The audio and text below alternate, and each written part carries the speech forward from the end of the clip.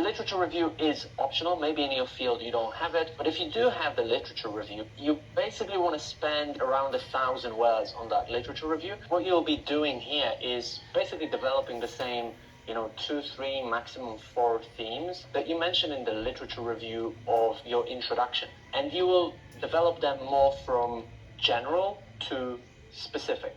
Or you can also organize it by discipline, if you have sort of different discipline, or you can also organize it by topics. Kind of depends on this. Is that again kind of.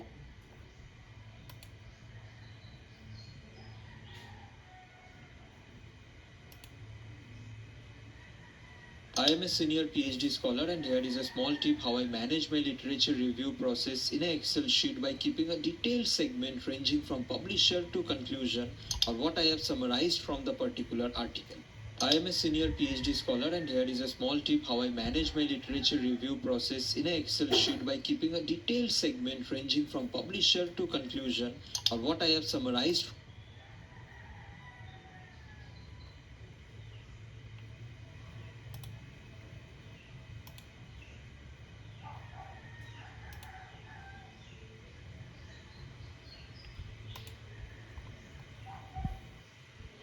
I'm going to pull up an Excel spreadsheet here in a minute. I wanted to share one of the ways that I tracked the literature that I was reading for my literature review.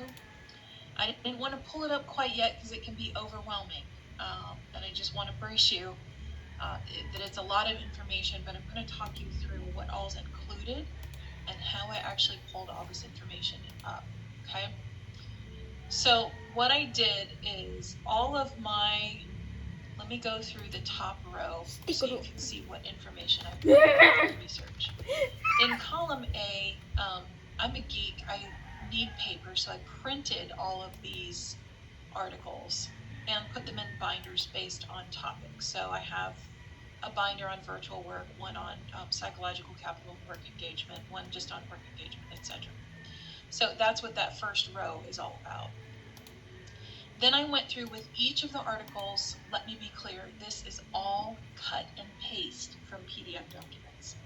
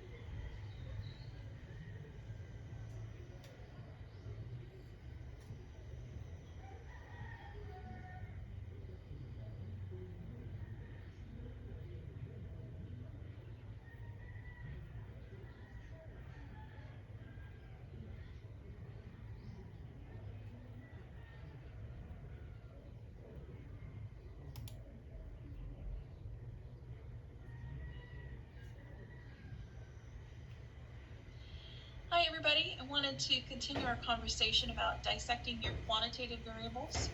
This is the second video in a 2-video series, so short and sweet.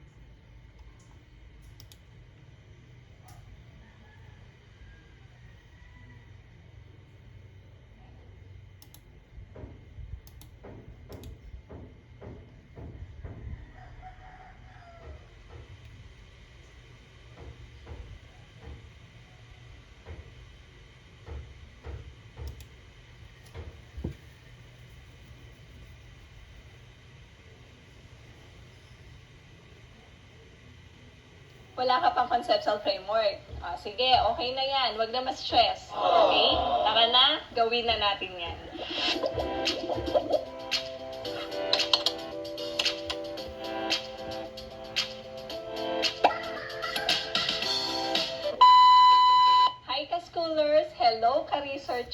Welcome back sa ating channel.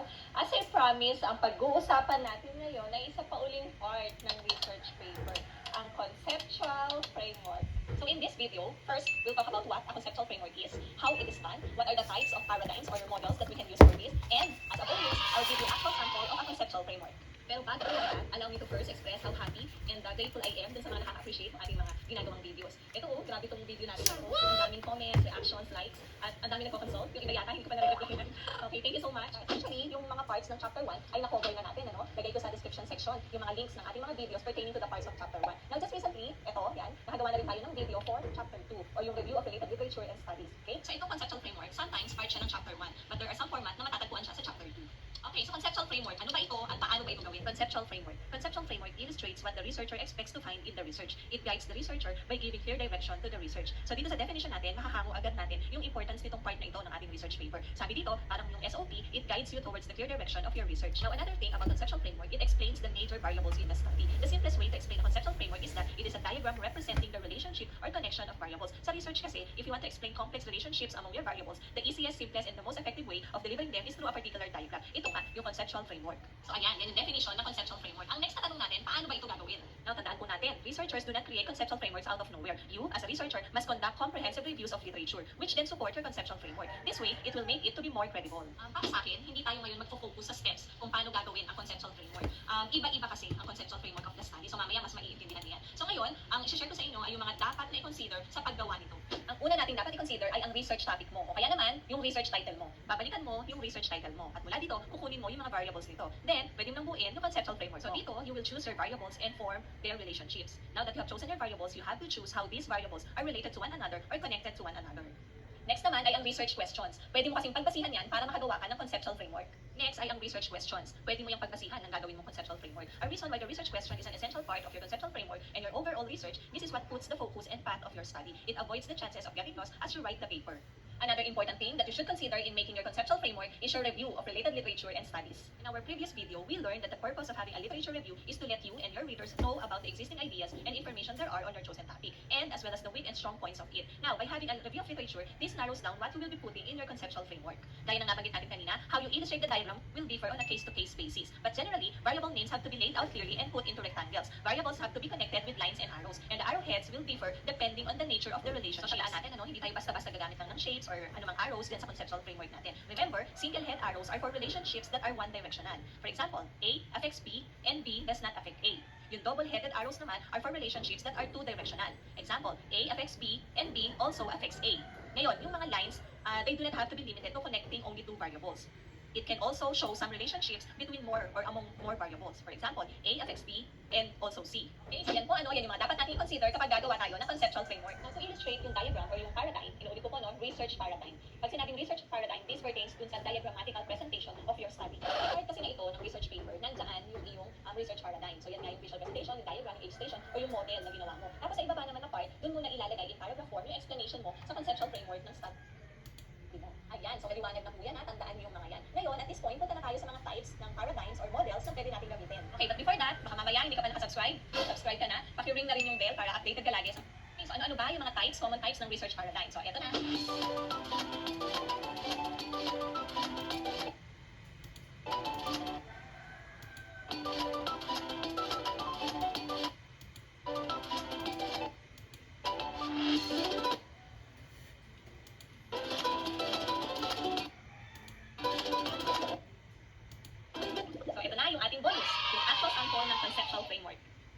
Research title, Peer Tutoring, Its Effects on Reading Fluency of Senior High School Students. Sa right side, ayan po yung conceptual framework. So I use IVDV model for this study. Inside the rectangles, I placed there the two major variables, peer tutoring and reading fluency. Now sa ibaba, yan na yung explanation about the conceptual framework of the study. Okay, so ganyan lang ka-schoolers, ganyan lang ka-researchers yung paggawa ng conceptual framework. So tandaan mo lang yung mga dapat i-consider sa paggawa nito, tapos iisip ka lang or pipili ka ng paradigm o ng model na lapat dyan sa study mo. And then, bilang panghuli, ilalagay mo yung explanation mo in paragraph 4. So again, thank you so much. Thank you for being with me and for watching this video. Lagi ko pong request na sana ma-share nyo sa iba pa nating kasamang researchers itong video natin para ma-reach din sila in our small way, little way, ay matulungan sila sa paggawa ng kanilang research paper.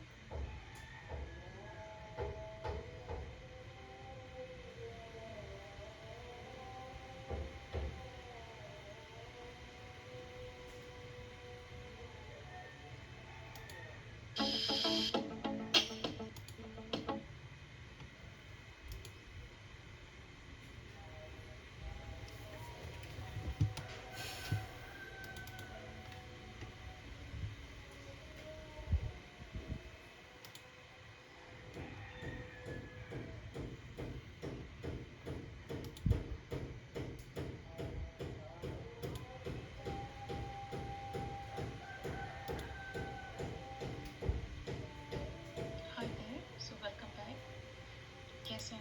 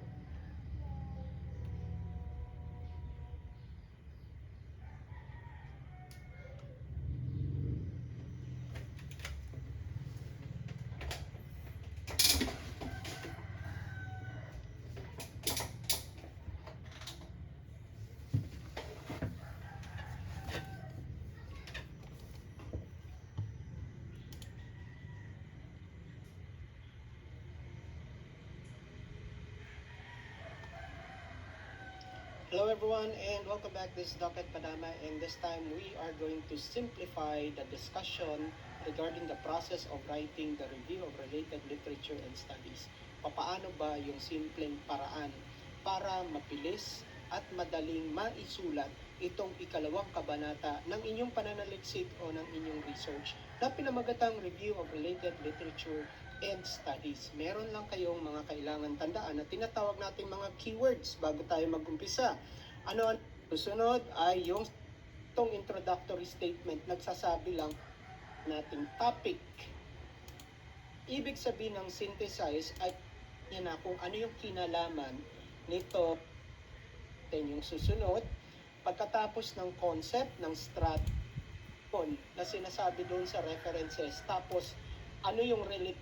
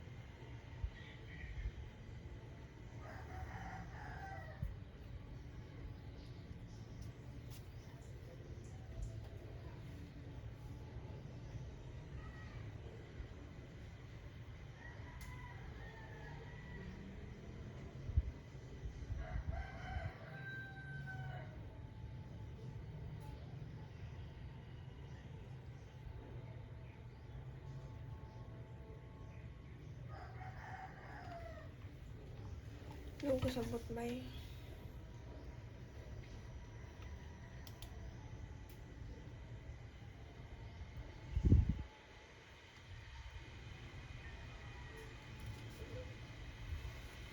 Writing the literature review might be easier than you think.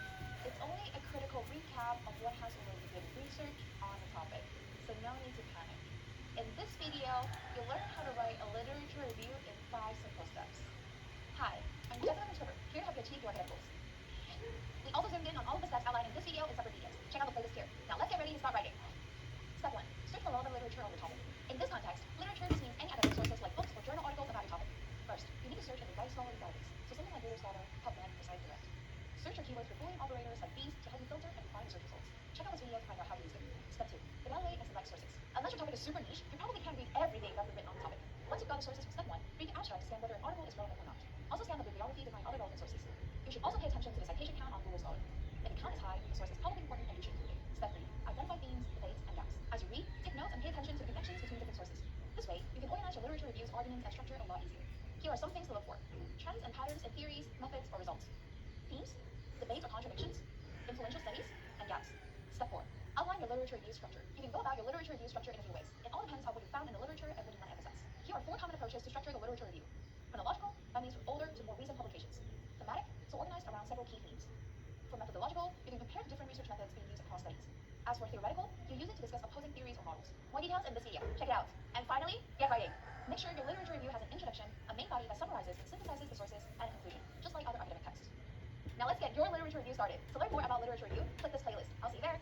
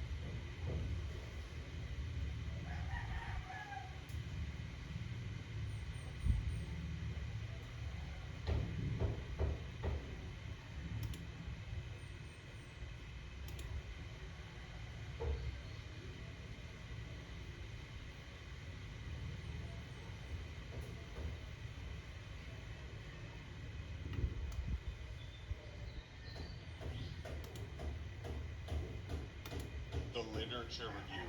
Every graduate student has to do one at some point. There's a right and a wrong way to go about it. You do it the wrong way, you're in for headache, frustration, and a lot of wasted time. You do it right, not only are you going to have a whole lot more fun, but your life's going to be easier, and it's going to pave the way for your research proposal, thesis, or even PhD dissertation. So you're going to want to watch this video in full, because I'm going to explain what this literature review is. I'm going to share with you common traps and pitfalls not to fall into, and by the end of it, if you watch it full, you're going to have a step-by-step guide for doing your review. Why should you listen to me? I'm Professor David Stuckler. I'm coming to you from my office in Milan at Bocconi University, and I've published over 350 articles in academic journals, and I have mentored and trained hundreds of graduate students to do literature reviews, and they have had amazing results. So stick around in this video full, because I'm also going to drop in a secret tip that I wish I knew as a graduate student that's going to help you get your literature review done, not only well, but fast.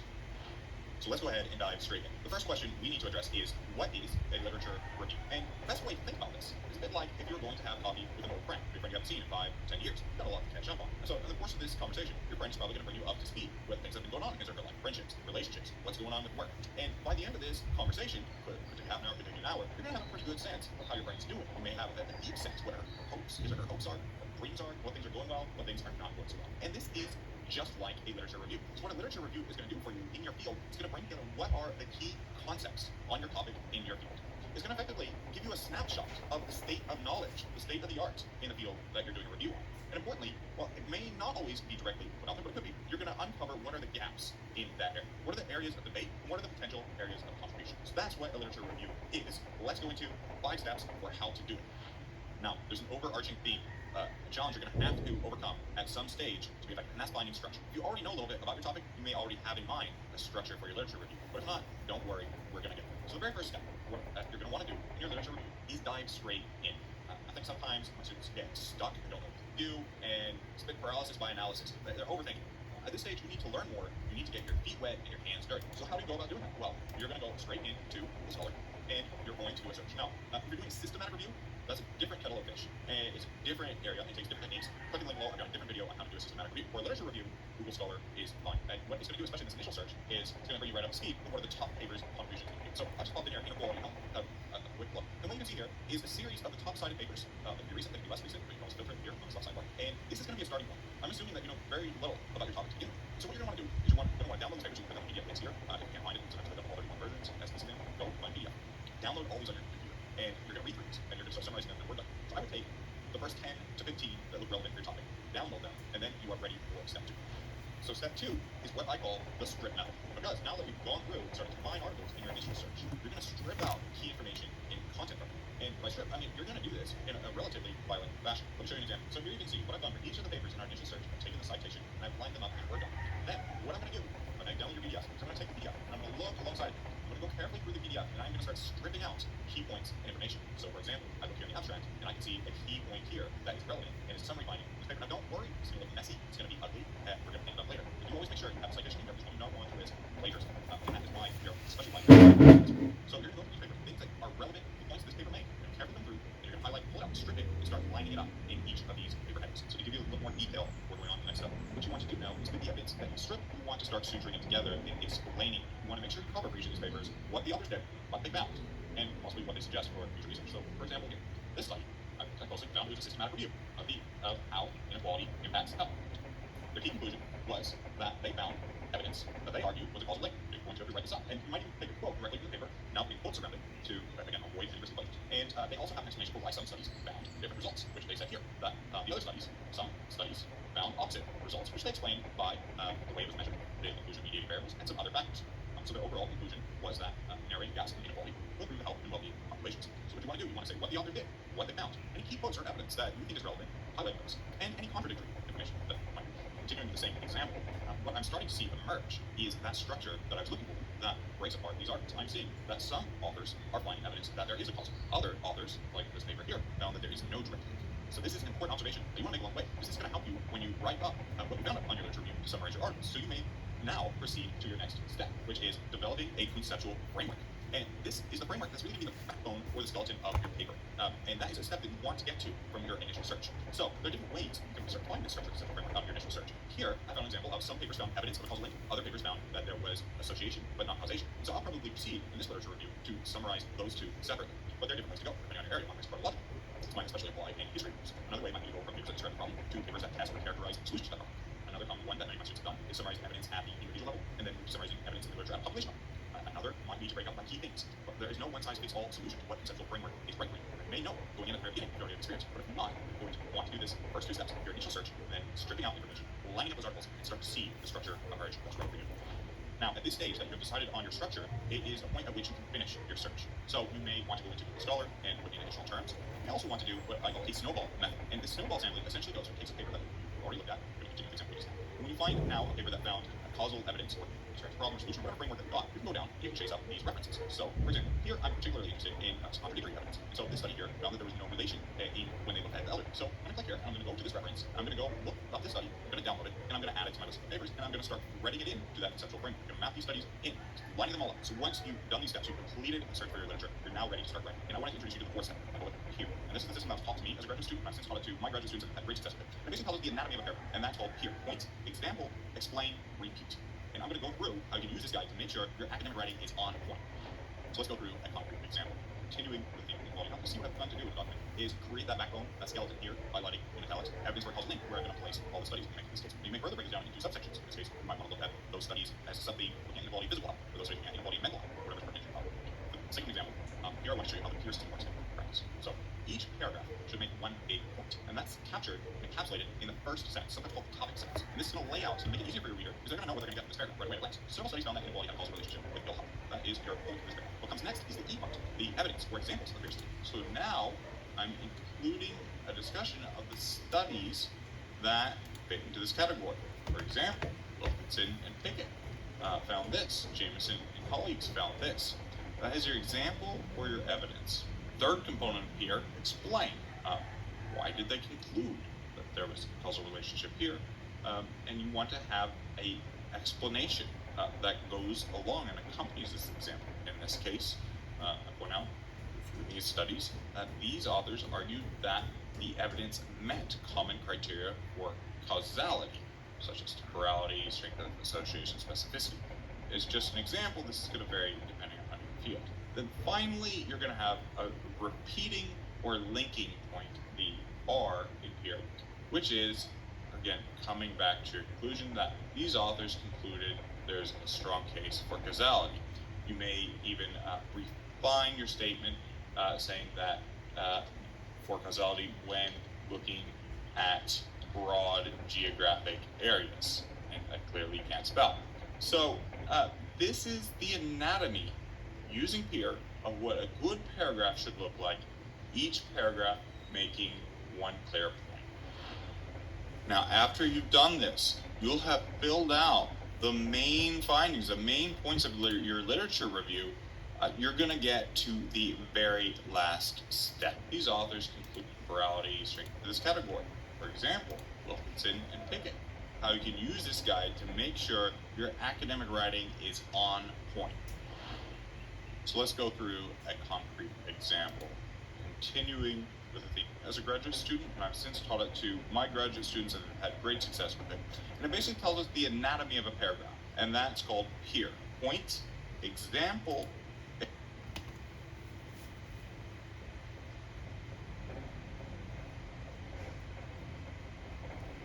explain, repeat. And I'm going to go through how you can use this guide to make sure your academic writing is on point. So let's go through a concrete part. The evidence or examples of the peer system. So now I'm including a discussion of the studies that fit into this category. For example, Wilkinson and Pickett found this. Jameson and colleagues found this. That is your example or your evidence. Third component here, explain. Why did they conclude that there was a causal relationship here? And you want to have a explanation that goes along and accompanies this example. In this case, I point out through these studies that these authors argued that the evidence met common criteria for causality, such as temporality, strength of association, specificity.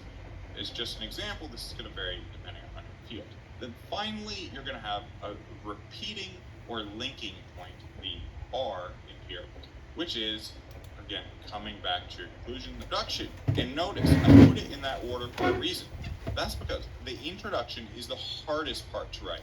It is the part that takes more creativity, more energy. And I see so often students actually do this the opposite. They start with the introduction, they get stuck, they bang their head against the wall, they feel frustrated, and they waste a lot of time until they get to a deadline, and then it's a crisis point and they panic. If you follow these steps, that's not going to happen to you. So what you want to do is that by this point, you've summarized all your studies using the peer system, and you're going to write the conclusion next. Now, the conclusion follows a very common structure. And below, I've even created an outline document that you can use when you write your literature review, no matter what field you're in, and it's going to set out the key things, the key ingredients a conclusion should have, an introduction should have, and what the review itself should have. So generally, the conclusion is going to start off with a statement that summarizes and recapitulates what you found. The next thing the conclusion is going to do is go into limitations. These limitations could be your review itself, which you could find certain papers. Perhaps some of those papers, really, there weren't a lot on your topic. It could also be include what the papers found were limitations of the evidence itself. But maybe the evidence was full of weak research, or maybe there was a big gaping hole in the research that wasn't really covered. That is going to be an important area to address in the future. Study limitations is really an important area for you to fend off criticism when people grade you by saying, hey, look, I'm going to put all my cards on the table. This is what's weak about what I did and what was weak in this body of evidence that I reviewed. So that is a spirit of full transparency, and that's going to help you get a better grade, and it's also going to give you a direction for your future work in this area. So that limitation section is incredibly important. Don't overlook it. The next part of your conclusion, again, following the structure, is you're going to, if applicable to your field, make suggestions for future research. And you may make suggestions also for policy or actions to be taken based on the evidence that you found. So if you've done this right in your conclusion, you're going to have a 4-part structure where you're going to restate your findings, you're going to talk about the limitations of the work that you reviewed, you're going to move into what are the implications for researchers and the future of the field, and what are the implications for policy, practice, action, if any, if that's relevant. Finally, let's turn to the introduction, the part that is the hardest to put together. Now you can see far because you've put all the papers together, you've synthesized them, you've summarized them, you're now in a good position to put it all together. And that's what the introduction needs to do. The very first paragraph of your introduction is a paragraph about why are we having this conversation now. You want to bring your reader in and excite them. Tell them, why is it important? What is the big debate? What is all the fuss about? Often this is, why are you doing this review in the first place? Why are you even passionate about it? So the first paragraph needs to explain why are we having this conversation now. Continuing with the inequality in health theme could be, there are widespread concerns that rising inequality is causing people to die avoidably and suffer. You may want to put that right up front to bring your reader into it. The second paragraph of your introduction is going to be, what are some of the gaps in knowledge? What are some of the debates, the areas that are contested? For example, now that I've completed the conceptual framework, I can actually foreshadow that and preempt it in the introduction by saying, well, there's debates about whether there is actually a causal relationship between inequality and health. Often, these gaps that you set up in the second paragraph of the introduction are going to plant the seed for the conceptual framework that's going to come later. Not always, but often. The third part of your introduction is really just going to set out what you specifically honed in to look at to plug that gap. It's really setting up the motivation for why you did your literature review. Again, if you take these steps, start to finish, I guarantee you that you are going to do a fantastic literature review in an efficient period of time. If you found this video valuable, and you're struggling with your academic writing, you feel stuck, or you don't know what to do, click the link below to schedule a one-to-one accelerator session with me. I've helped hundreds of students.